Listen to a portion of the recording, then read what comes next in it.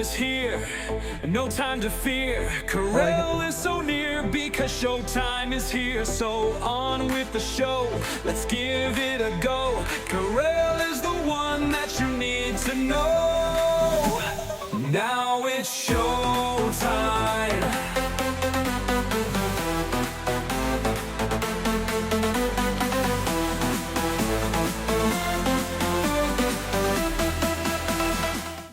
Buckle your seatbelts, ladies and gentlemen. It's time for This Gay Week with me. I'm the gay.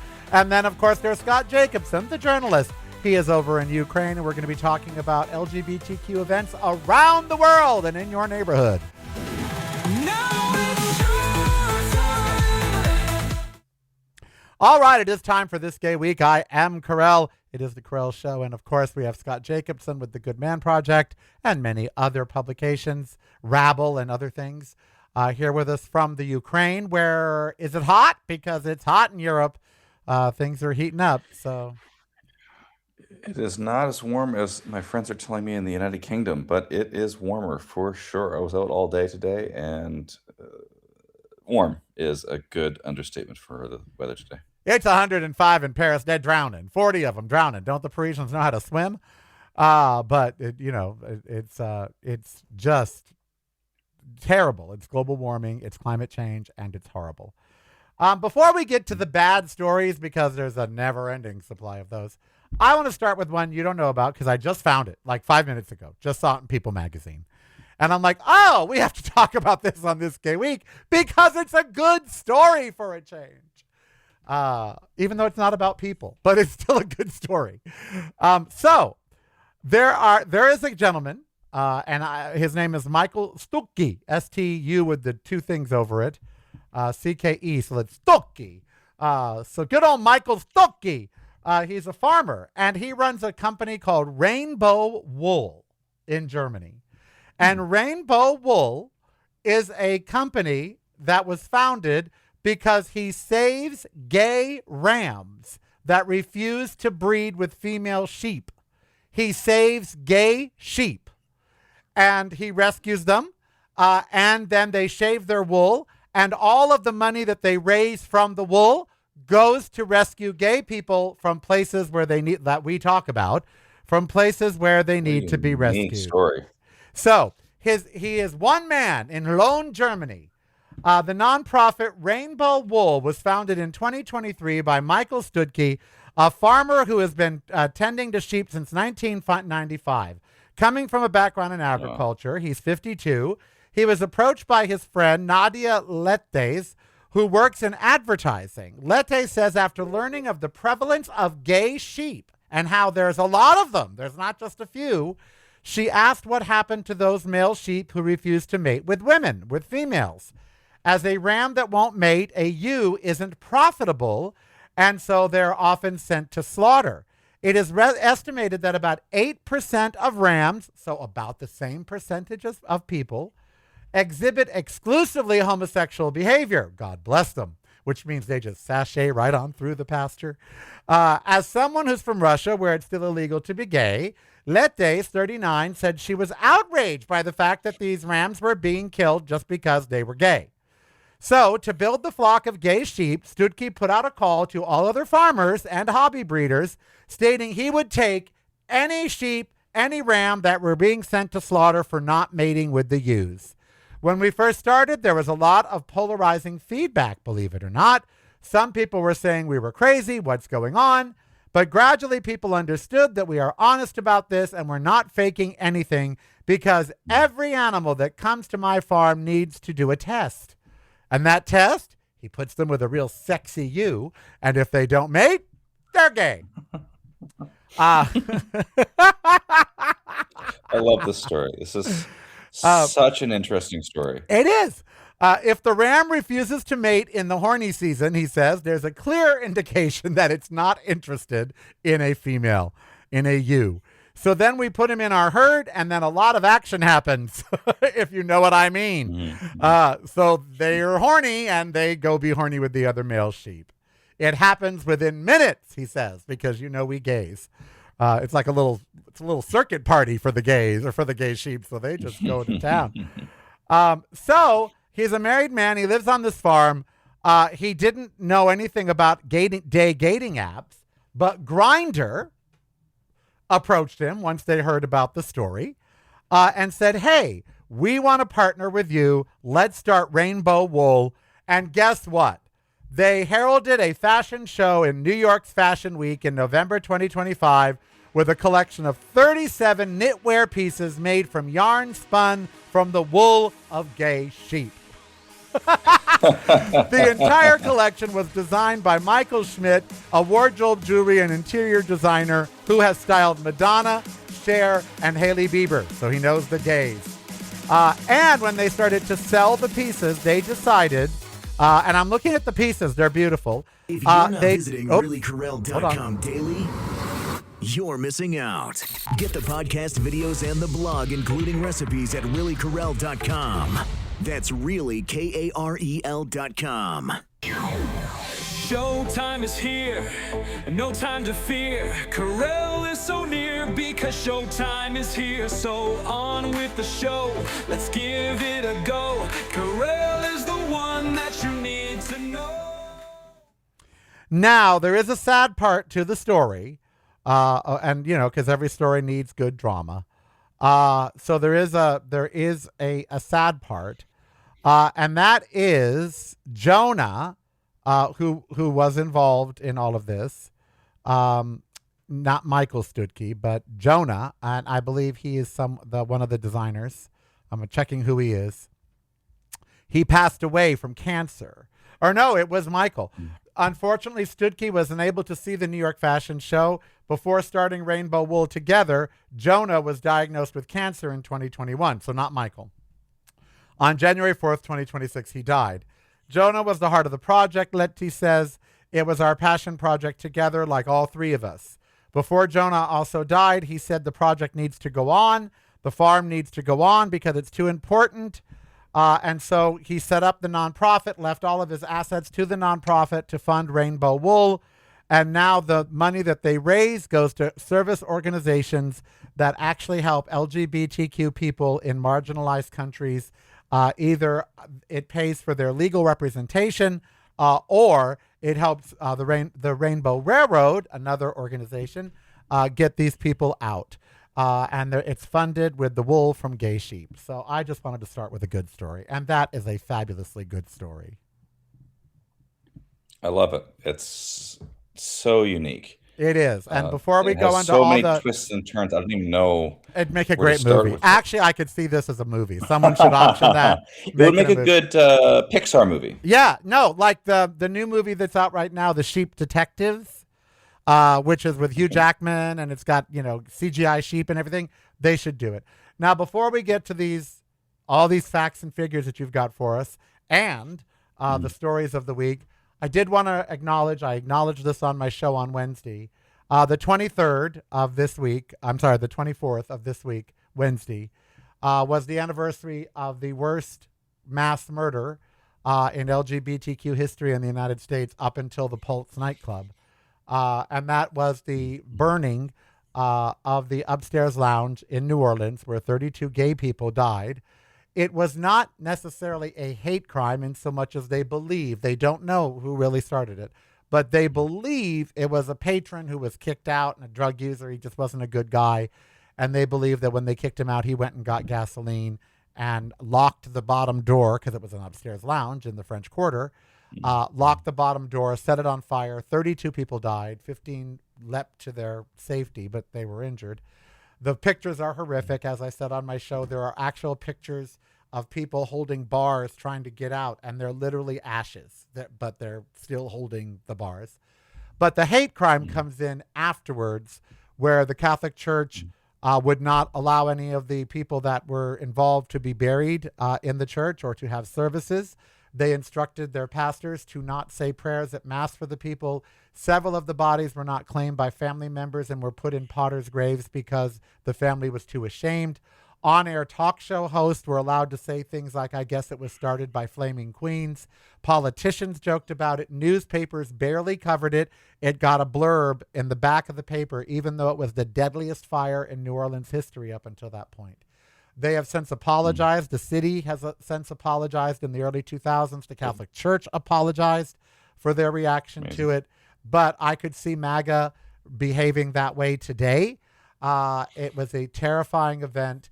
And what's terrifying is that it appears we haven't come that far since 1973, as I could see a lot of this happening. But I just wanted to acknowledge it again, the 32 people who died and the horrific way the city of New Orleans and the Catholic Church behaved afterwards. We must never forget the Upstairs Lounge. And there is a documentary about it that everyone should go see. It is riveting, it is moving, and it is heartbreaking. I cried on my show about it. I'm not going to cry again, but I did cry because I can still see it happening today, particularly if it were a trans bar. And the jokes that people were allowed to make and the things that politicians were allowed to say were aberrant and horrible and abominable. And let's hope that we are able to make some strides in the next 50 years, because the past 50 years since then haven't been so good. But let's hope that we're able to progress. So I did want to acknowledge on this gay week the sacrifices of the 32 people at the Upstairs Lounge and how horribly they were treated and their memory was treated afterwards. Okay, now on to these figures, which will also depress me. So let me hide my razor blades. But you've got some really stunning figures from around the globe and from major news and major organizations that need to be heard. Unfortunately, they're not going to cheer anybody up.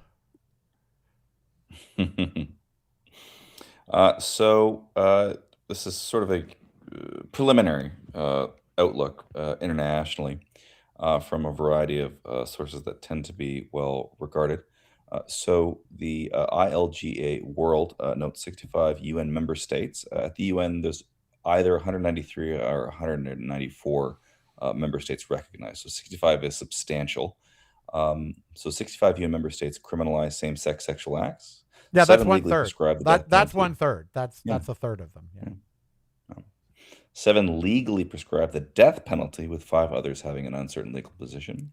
Another source, Human Dignity Trust, found 66 countries criminalize LGBT people, and 13 jurisdictions have the death penalty imposed legally possible for consensual same-sex sexual activity. Oh, but why do we need a Consensual's Pride underlined. Month? What do we need a Pride Month for? Things are great for the gays. ILGA World also notes criminalizing rates rose to your comment just there in 2025 for the first time in a decade. Associated Press News notes 30 of 54 countries in Africa criminalize same-sex sexual acts. That's So over half. substantial number is coming from That's that. over half. Yep. 63 UN member states restrict expression related to any bodily, gender, or sexual diversity. 61 impose legal barriers on organizations openly advocating for LGBTI rights. Only 18 UN member states allow national legal gender recognition based on self-determination. Only 17 have nationwide bans on conversion practices, which is a reference to conversion therapy et al. Only 37 UN member states and Taiwan have marriage equality. 54% of LGBTQI surveyed youth by UNESCO in Europe experienced bullying based on gender expression, gender identity, sex characteristics, or sexual orientation. 83% heard negative comments. 67% were the targets. UNAIDS, men who have had sex with other men, a median of 16% experience stigma or discrimination. 9.4% avoid healthcare because of stigma or discrimination. Finally, Reuters found more than a dozen African countries pledged the pursuit of new anti-LGBT bills after a Ghana conference. 20 national representatives attended. 18 of the 20 approved a, quote, family values, unquote, charter. So that is a layout of some of the sleuthing that I've done over the last week, giving us a pretty distinctive international picture of areas for improvement, areas of concern, and the reasons for Pride Month and other things. Yeah. In other words, 1/3 to 1/2 of the world hates us at any given moment. Why? You know, Jimmy Somerville said it. I've sung it 10,000. I've sung it probably more than he has. But, you know, in 1980-something, he and Steve Bronski wrote a song, Can You Tell Me Why? And I mean, the lyrics to that song, contempt in your eyes when I turn to kiss his lips, you know, and it's still there. The contempt is still in their eyes when we turn to kiss his lips. You know, broken I lie, blood is on your fist. Can you tell me why?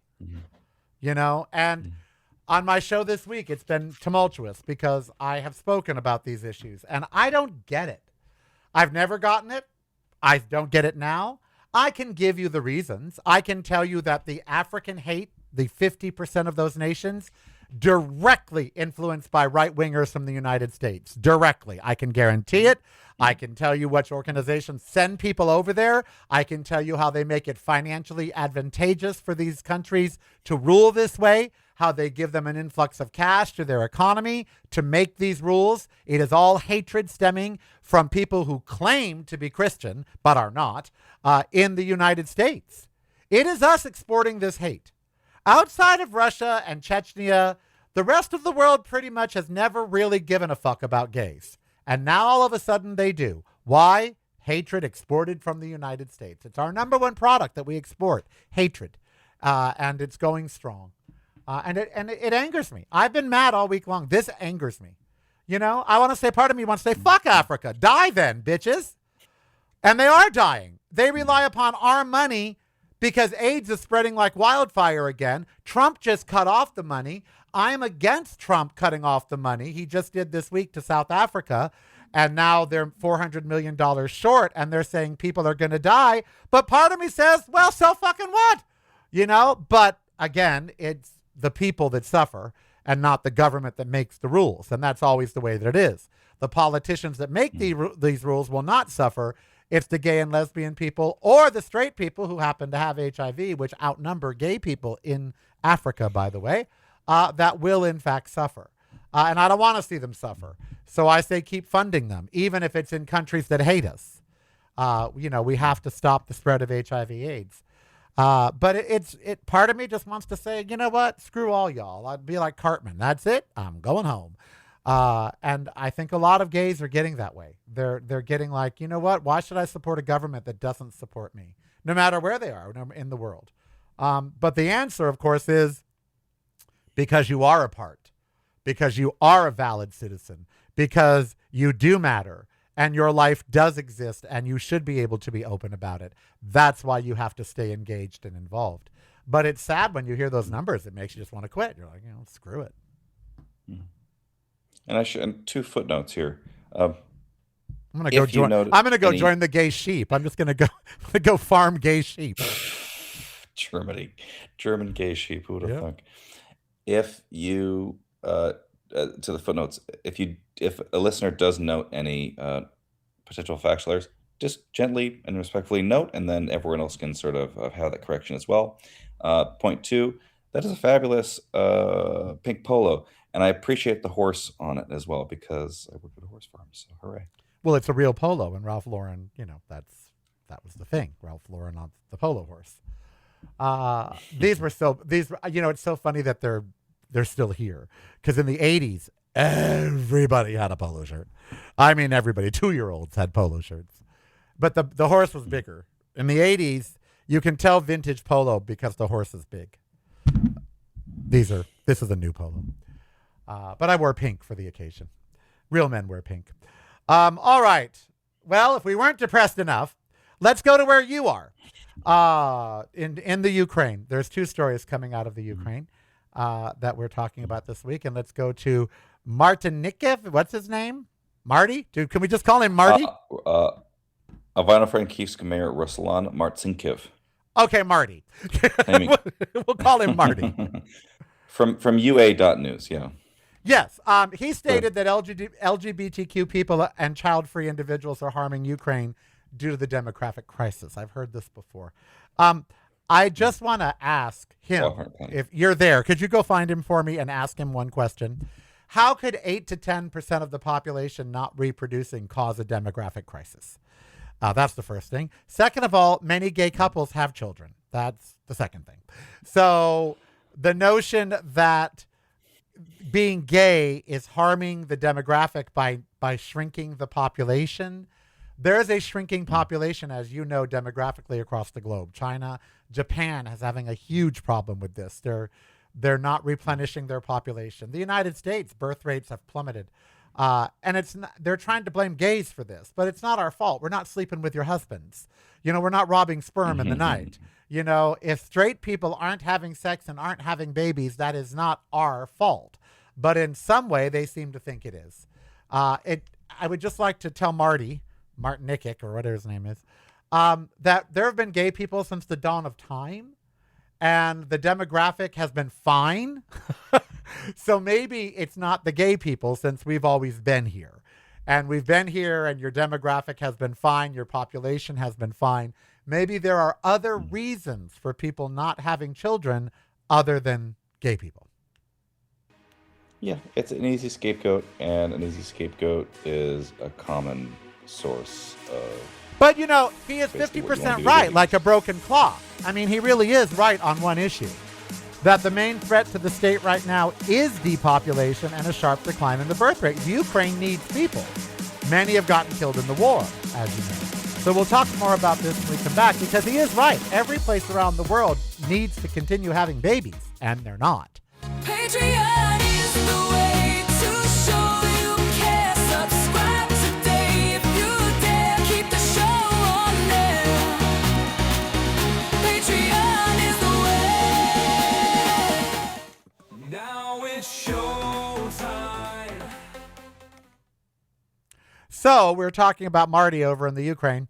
And, when he says depopulation and sharp decline in birth rate is a problem, it is. And that's the one thing Elon Musk is right about, actually. Nothing else. Nothing else is that man right about. But he is right that a falling population is a problem, although the earth wouldn't mind if we thinned ourselves out. But here's where he goes wrong. He believes the state should support family values and encourage people to have children. Family values is code word for anti-gay. That's code word. And gay people have nothing to do with straight people having children. So maybe he should look at the fact that A, his country is at war, and war doesn't necessarily make people want to breed. You don't want to bring a baby into war. Secondly, the economy of the Ukraine and other circumstances outside of the gay population are probably what's causing the decline, and not gay people. The same here in the U.S. Our birth rate is falling, but it's not gay people that's causing it, and it's not a lack of family values. It's economic uncertainty. It's young women don't want to be saddled with a baby. They want careers. They want more than just raising children. It's the child care crisis. Now, I will agree with him that they should support people who have children. And what I mean by that, you shouldn't be rewarded for having children, but there should be better daycare for children. I think that should be state, everywhere. Every country in the world should have socialized daycare, period, end of story. And I think a great way to make that happen, since we have an aging population, is harness older people to take care of younger people. I think that would be great for the old person and for the young person. But I agree, we need to have more daycare. He emphasized that criticism is directed not at a specific individual, but ideologies. Again, that's where he goes off the rails, which in his view do not contribute to overcoming the demographic crisis. How about the ideology of an unending war? How about the ideology of stratification of the rich versus the poor? How about the ideology of rewarding people with more money and punishing people with less? There's a lot of ideologies he could pick on. The gay one is not one he should delve into. Ivano-Frankivsk in particular is a highly traditionalist part of Ukraine, probably among the most. And is that where that if you man? look at the UN report, Is that where that man during the gay film festival threw some substance into the movie theater that just happened? I don't know. Oh, no, that was in Kyiv. I'm sorry. It was in Kyiv. In Kyiv, during the gay film festival, a man, Spilidon, I don't know what that means, Spilidon, unknown substance in the movie theater. He threw an unknown substance into the movie theater. But I thought that might be in the conservative area. I mean, there are a lot of conservative areas in the country. It is a pretty conservative country. It's a highly religious country. Well, I was going to say In due the to war, religion, both right? Russia and Ukraine are becoming more religious. They're becoming more religious. I mean, the more preliminary research on this area is basically threefold. One, the number of those who have supernatural beliefs are increasing. The people who have increased religious affiliation is increasing, and those who have superstitious practice are increasing. That's Different odd per because country. that demographic goes against what's happening in the world. Overall, in the world, religion is on the downturn. It's More most people, marked in the Jehovah's Witnesses probably here. They are really, growing and fast, they're and crazy. they only started immediately post-Soviet, maybe 1,000 or 1,500 or 2,000. Please fact check me on that. People came in at that time, and now they're at over 120,000.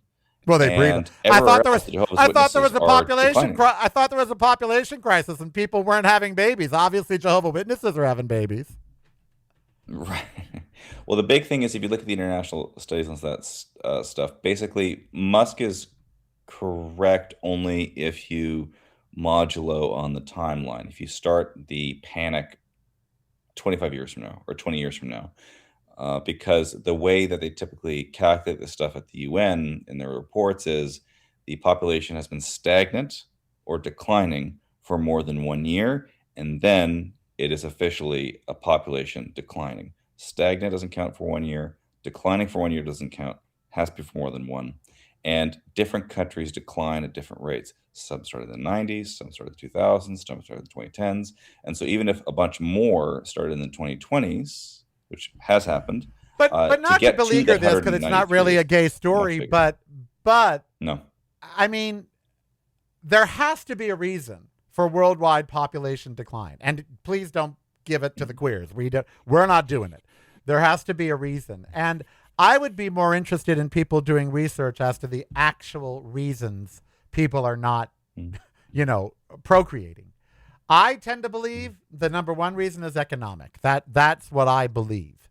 A kid in America costs you about $1 million right now. That's from 0 to 18. Obviously more if they're a Kardashian. But so from 0 to 18, it's about $1 million. And people look at that and they think, I just don't have it. And second of all, people are discovering themselves and their lives later on now. People are just getting in their careers in the 30s and the 40s. And by that time, it's too late to have a kid.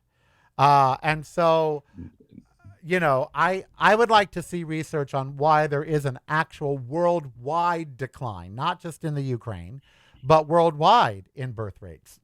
I don't know. I don't think that way. I'm not straight. I never wanted to have children. I have fabulous nieces and nephews. I don't need my own kids. Andrew wanted to have children, but I would have done it with him. But as a single gay male, no desire. And so I don't understand the want to have a child. And given the way the world is right now, if I were straight, I wouldn't bring a child into the world. Look what's happening in Europe. It's 105 degrees. Climate change is out of control. Can you imagine what the planet's going to be in 30 or 40 years? I wouldn't put a child in that. I just wouldn't. You're straight. Do you want a kid? No comment. Well, how old are you? How old are you?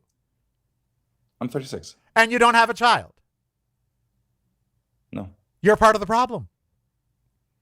He's speaking about you. Well, also, here specifically, as you were noting about the amount of people in the war who have gone to the front line, the amount of individuals who have left the country, and the number of women who don't want to have a child in these circumstances, the concern is more legitimate domestically, but the direction of the blame is incorrect. I think that's right. basically the way to put it. Right. We're not to blame. Gays are not to blame. I still want to know why you haven't had kids. Why haven't you had children? You're a 36-year-old straight attractive man. Why have you never wanted to have a kid? I'll let you ponder that during the break. No, there's no comment. We are not in a British TV crime procedural. No comment. No comment. It's broadcasting from a completely different point of view. Yours. Listen daily to the Karel Cast on your favorite streaming service.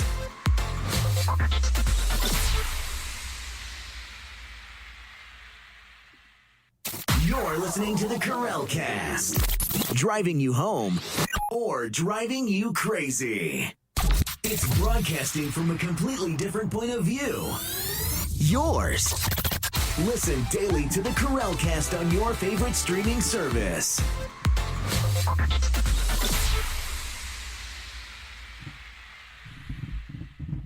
You're listening to the Karel Cast, driving you home or driving you crazy.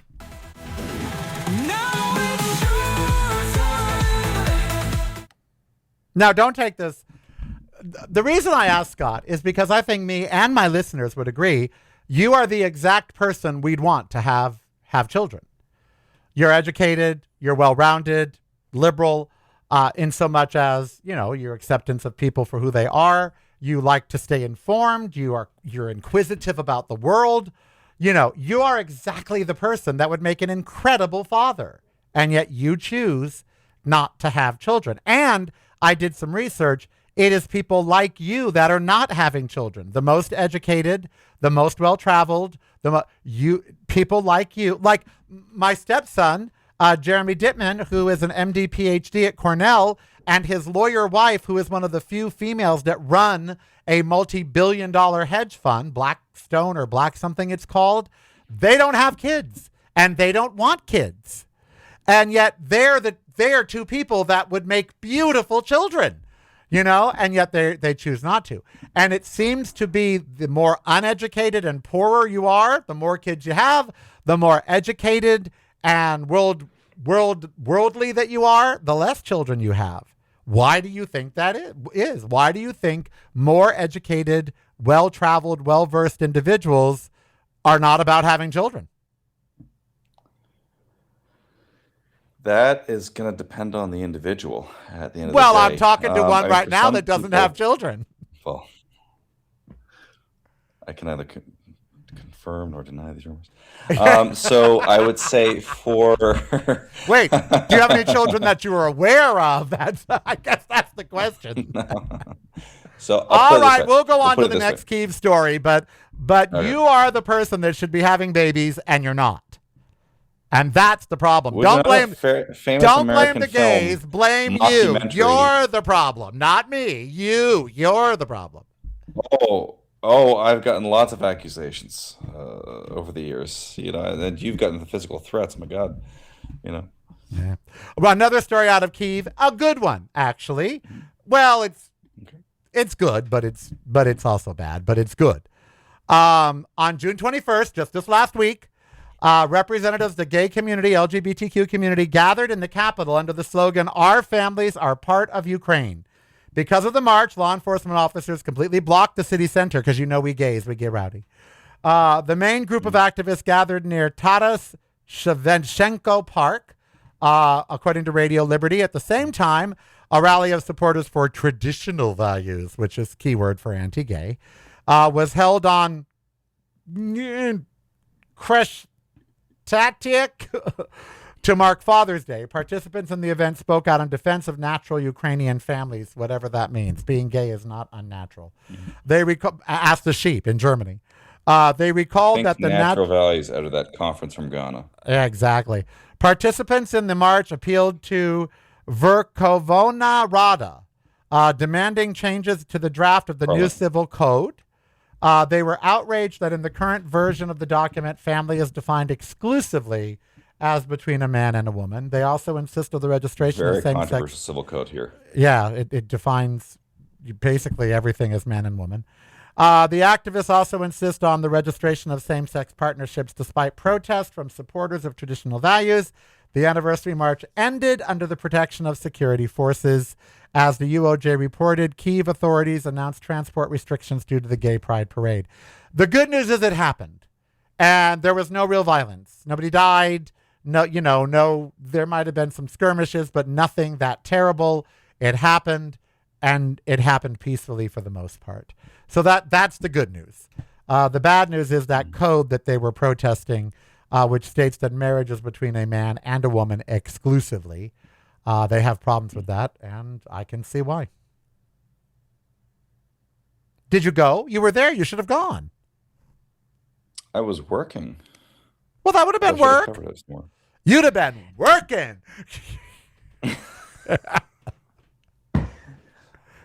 I would have been pretty popular, I'm pretty sure. Oh, As no, I'm told repeatedly. Yeah, no, you wouldn't have to buy one I drink would have that been a day. hit. Yeah, you'd have been good. Oh. I wouldn't have been paying for anything. Nope. It would have been handing me glitter. That's exactly right. And to that event, not only in Kyiv did we have marches, but since it is June, and let's see, today is what, the 26th? Oh, man. Yeah. If you're not visiting really Oh, hold on. You may in a minute. Hold on. You're missing out. Get the podcast videos and the blog, including recipes at reallykarel.com. That's really KAREL.com. Showtime is here, and no time to fear. Karel is so near because showtime is here. So on with the show, let's give it a go. Karel is the one that you need to know. So the anniversary of Stonewall is just in a couple days, because today's 26, so it's just in a couple days. And you were going to say something before we move on to the other good news about Pride. So go on. A shout out to Mikhailo Yurov, project manager for Kyiv Pride, who I did an interview right on the downtown strip on Krashatik. That's how you a month pronounce or that. two or so ago. Yeah, that's how you pronounce that. Okay. He was there. I bet he was there June 21st. Oh, likely. There was counter protests too. There always is. No, there always are, even over here. Other good news, there were LGBTQ pride marches in Bosnia, in North Macedonia. And they offer messages of hope, because in Sarajevo, in Skopje, they had them. And, again, they may not be well liked. They may not, a lot of the population may not approve, but they're having them. Sure. And particularly North Macedonia, who even knew there were gays there. But there are. And they were demanding equal rights for members of their community and promoting visibility. This is Sarajevo's 7th Pride March. And that's something. And it takes courage to be in Sarajevo and go out there and march on a Pride March. And so congratulations to them.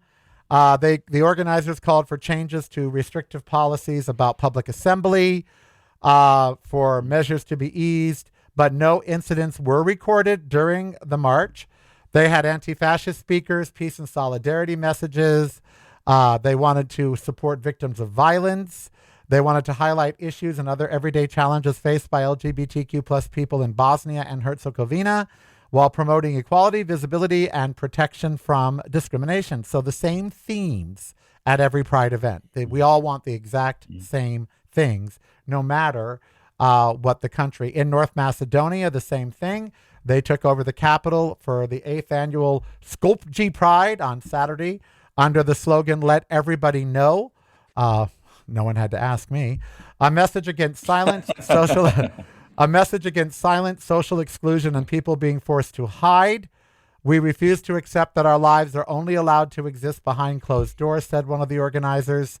The march through Skopje highlighted the ongoing struggle for gay rights, celebrating diversity and condemning discrimination. Again, the same theme that Pride has had since 1969. But I don't know if I just wonder if Marsha P. Johnson, one of the Stonewall people, and others who were at Stonewall, there are a couple that are still alive. I guess we could ask them.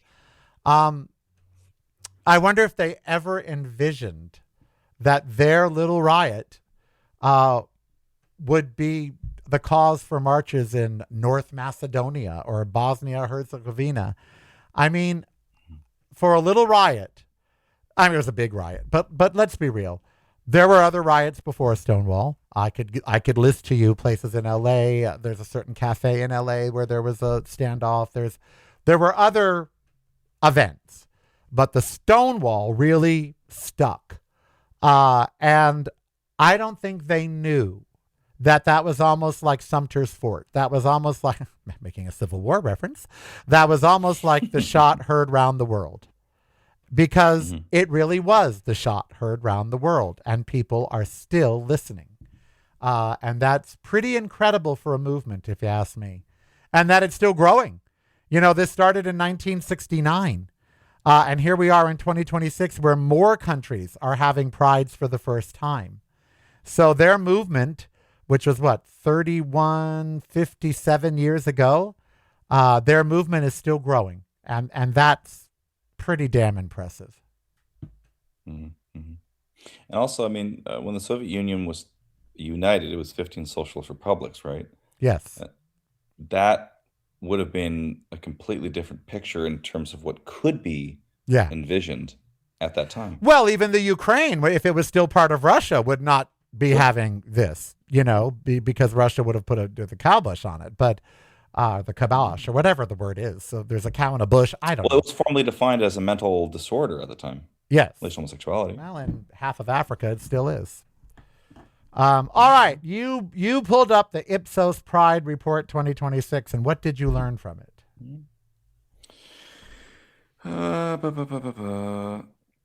Attitudes are stabilizing across 26 countries after, quote, woke-lash, unquote. Corporate equality support average is about 42%, below the 2021 49% average. So this has gone to a lot of our prior commentaries around essentially fair weather allyship from corporations, or some of them. You gotta love the Dutch. According to this report, 80% of the Netherlands approves of same-sex marriage. I mean, that is an overwhelming majority. 74% in Spain, 73% in Sweden. That's robust. That's more than the U.S. The U.S. is down to 63%, I think. On the other end, you got Poland at 33%, Turkey at 16%, which we have another story out of Turkey to cover if we have time. So the study is hopeful in some areas. In other areas, not so much. And of course, the thing that the Ipsos study again pointed out was the widespread transgender or the widespread agreement that transgendered people face discrimination everywhere. And there's divergence on policy-related matters, such as access to single-sex facilities, participation in sports, highlighting ongoing societal debates. Unfortunately for trans people, I don't think that'll be settled anytime soon. And the support for trans people in sports has dropped to 32%. I'm sorry, dropped from 32 to 22%. So the anti-trans message, unfortunately, is taking hold, which is sad. All right. Did you want to talk turkey? I don't know. I'm afraid. I don't, yeah. Turkey jokes. I am too.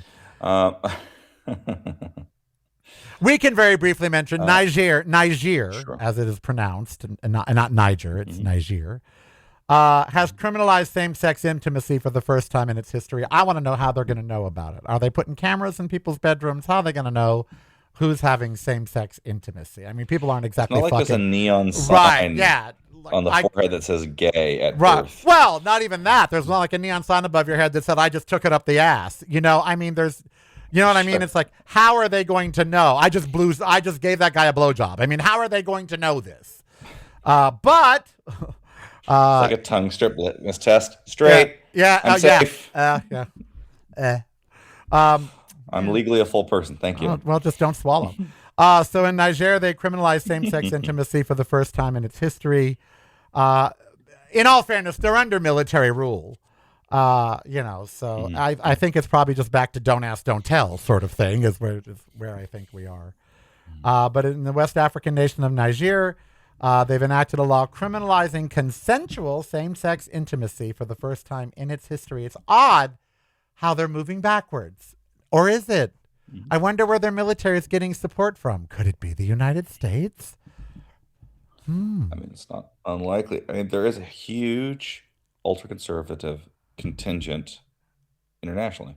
Yeah, but the law that criminalizes this is in the penal code, and that makes me laugh. Sorry. Let's put in the penal code that you can't have same-sex intimacy. Oh, okay. Subsection of the penal code. Let's face it, it's men. It ain't women making these laws. And that's the truth. Not often. No. I mean, you do see complicity bystanders and enablers in different contexts. Yeah. A What's her severe name in context Italy? in What's her another- name? The one that's fighting with Trump Meloni? right now. What's her name? Is it Maloney? Yeah. Yeah, she's anti-gay. So there are contexts like that. I mean, I you think can her gay. stick I on think the her gay list- bestie just pissed her off. Is what I think happened. He probably said, "You look horrible in that outfit," and that was it. She was suddenly anti-gay. You're just supposed to say you look fabulous and move on. Right. Exactly.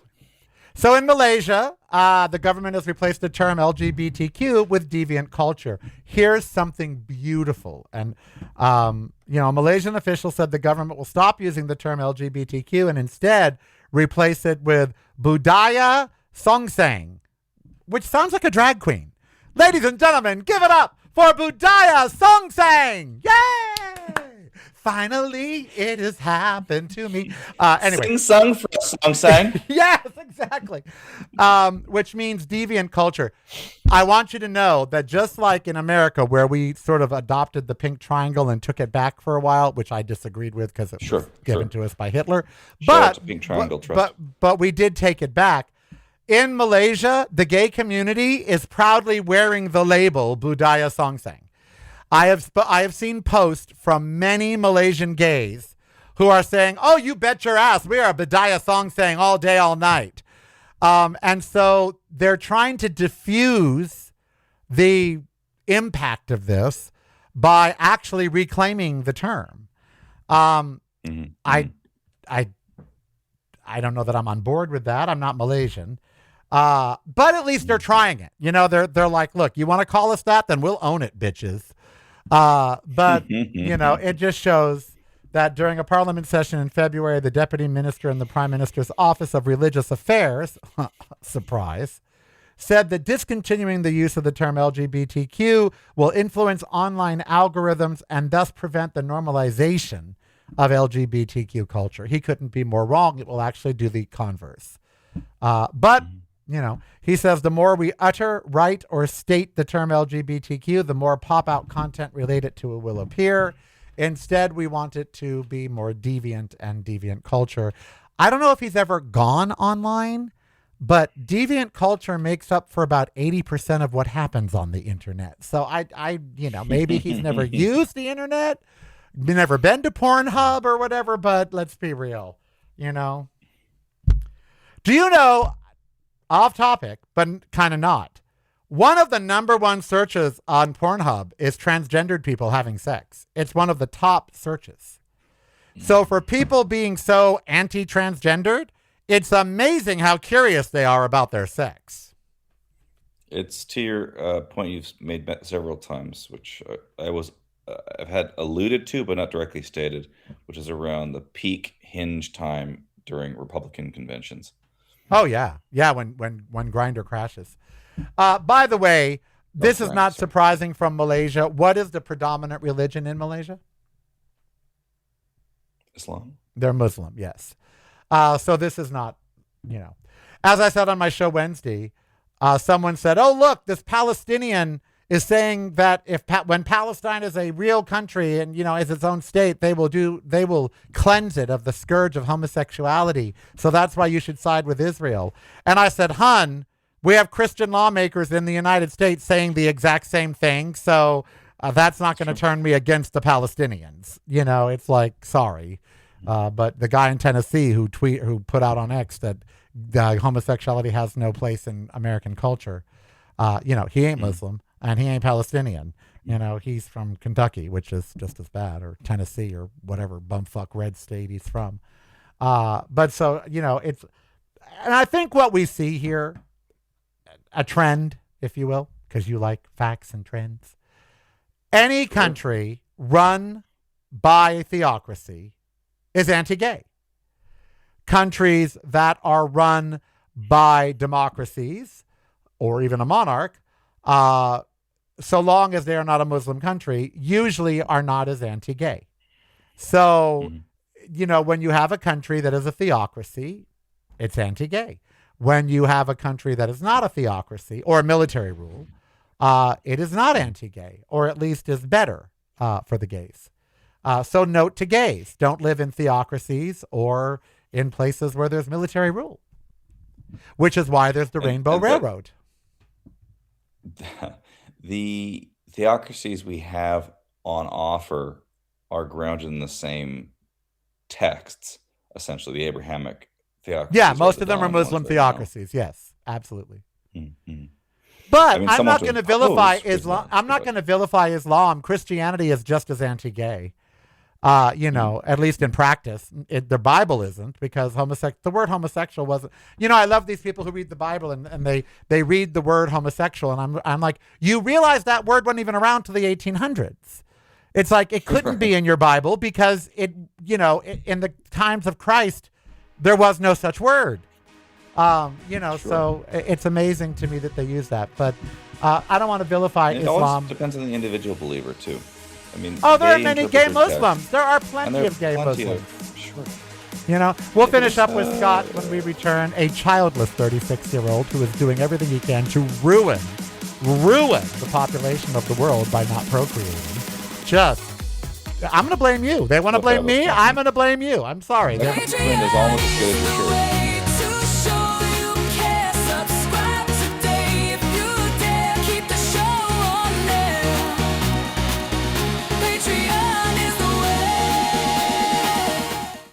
Now it's showtime. You should at least donate to a sperm bank. I mean, we need you. We need people like you. We need your DNA to Fine, continue. I'll do it. Yeah, go donate to a sperm bank. I think you get paid for that. You make some money. I read a story about some guy who had 327 children or something like that. Does Although pay it's in override benevolence? it's in People magazine. There was a couple. They did in vitro. They had the baby, and this is a lily white couple, and their baby was Asian, or even black. It looks very, and so obviously there was a mix up at the clinic. But they did find the biological parents. They found the donors, and they made a deal with them, and they're going to keep the baby. They love the baby. They want to treat it as their own. So even though it's not their egg and sperm, which they thought it was, they're still going to keep the baby. But there was a mix-up. I mean, it's like, Yeah, there's a lot of people who, are. There's two distinctions. One, they just want a child, and others they want their child. And then within those categories, there's also sort of an extended idea of just people who would make great parents and are trying to do so. And I think these type of systems help those people to do so. I used to not understand that, but now I do. I used to not understand why would you go through all the horrors of in vitro. It's not easy on the woman. It's easy on the guy, but it's not easy on the woman. And why would she do that? Why not The just sacrifice. adopt? Because there's so many children that it's like dogs. You know what I mean? You don't need to go to a breeder. There's so many little dogs that need adoption. But now as I'm older, things do come with age. Now as I'm older, I can really understand the woman wanting it to be hers, her egg, her husband's sperm. I get it. I understand it now. There's a tie to DNA, and I don't want to say that it's kind of mystical, but it is. And I'm not saying they're more connected to those children, but I really do understand now why a woman would want it to be hers, quote unquote. Not that if they adopted, they wouldn't treat the child as theirs and that it wouldn't be theirs. I'm not saying that. I am saying, though, there is something about knowing it's your DNA that, I used to not understand it, but now I do. And now I get it. And they're mostly the moms anyway. I mean, they're half dad on one set, but then the mitochondrial DNA is 100% the mother's. Yeah. Yeah. So I get it. I mean, I get it. I just found that story in People funny. And then you see the couple, and there's this lily white couple, and they're holding this baby, this little dark baby. Back in the day, that would be a divorce. It's like, honey, that ain't my child. The milkman was And black. that goes my prior point that it's a very sensitive, very individual question. I think what do these systems do, especially even for LGBT couples? This is a big option, Yes. and so it becomes a broadening of the landscape, and so you have a more expansive sort of vision of what human beings can do and how they can do it. Well, back to Mikey or Mitch or whatever his name was there in the Ukraine. about the whole, we need to have more babies. Mr. Did he ever Did he ever stop to think that some of the babies are going to be gay? They never really do the follow through on that thought. The population is declining. People must have more children. It's all the gays' fault. What if the babies are gay? Do they not count as a child at that point? It's like, oh no, now you got to make another. Where are these people coming from? Right.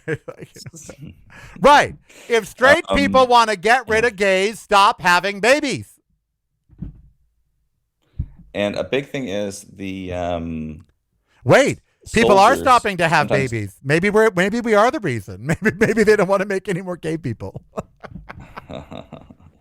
Maybe we are at fault after all. I don't know.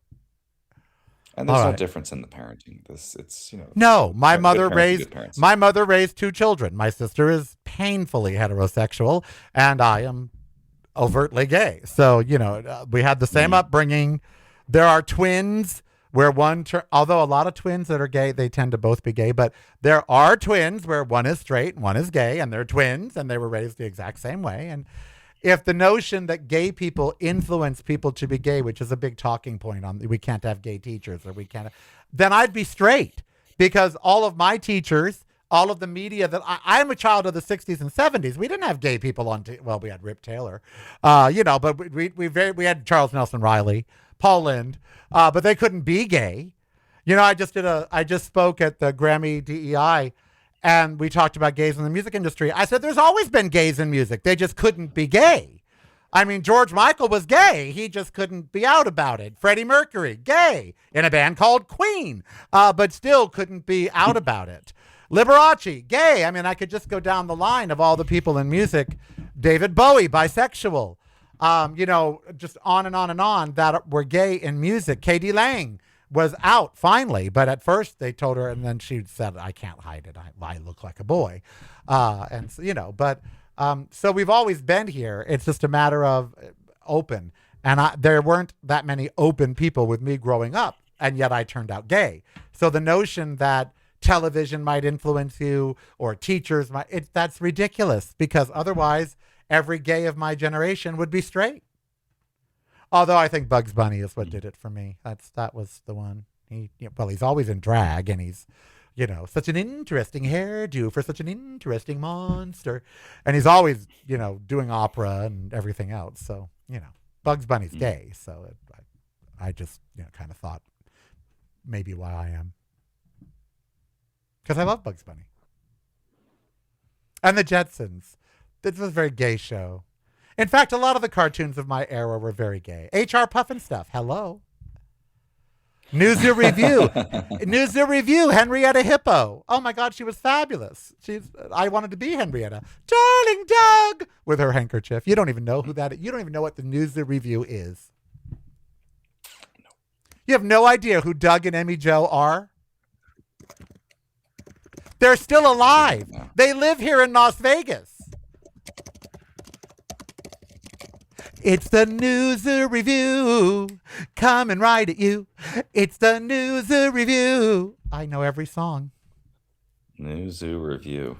Henrietta Hippo. 1972 to 1977. Yeah. Charlie Owl and Freddie the Frog. Oh, Freddie the Frog, he's so gay. He composed over 600 songs for the series. Freddie the Frog was the gayest frog to ever live.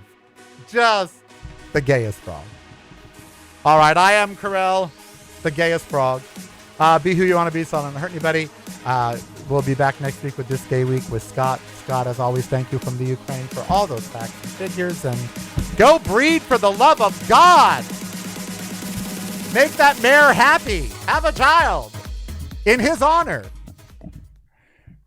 I got to pay for it. From a completely different point of view. Yours. Listen daily to the Karel Cast on your favorite streaming service.